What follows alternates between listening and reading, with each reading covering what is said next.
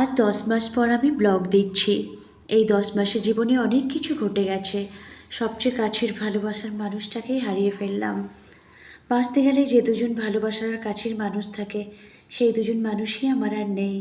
বাবা তো আগেই চলে গেছিল, মাকেও হারিয়ে ফেললাম। এর চেয়ে দুঃখের আর কিছু হতে পারে না। আজ থেকে আমি বাংলাতেই ব্লগ দেব, কারণ বাংলাতেই আমি বেশি কমফোর্ট ফিল করি। তখন মা ছিল যখন আমি এই ভিডিও ক্লিপগুলো নিয়েছিলাম, আর এখন যখন এটা পাবলিশ করছি, এখন আর মা নেই। মা আছে আর মা নেই, এই দুটো বাক্যের মধ্যে যে কত তফাৎ, তা আজ আমি প্রতি মুহূর্তে বুঝতে পারি। মা, এইভাবে তুমি আমাদের ছেড়ে চলে যাবে, আমাকে ছেড়ে চলে যাবে, আমরা স্বপ্নেও ভাবতে পারিনি।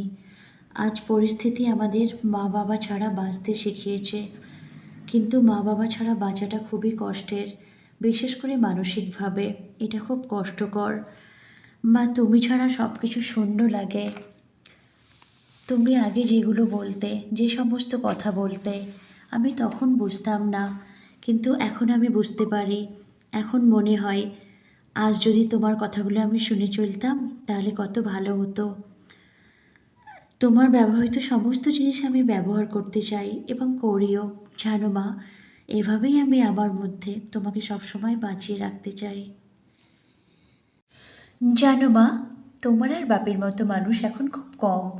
তোমরা মানুষকে এত সাহায্য করেছো, সবসময় মানুষের ভালোটাই করেছো।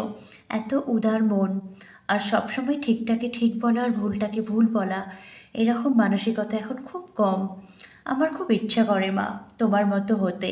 আমি জানি কোনোদিন আমি পারবো না, তবে যদি 10%ও তোমার মতো হতে পারি, তাহলেও আমার খুব ভালো লাগবে। মনে হবে তোমার ছোঁয়া আছে আমার মধ্যে।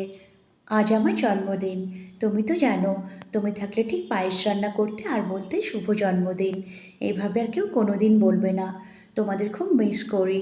তুমি আর বাপি যেখানেই থেকো, তোমরা ভালো থেকো মা।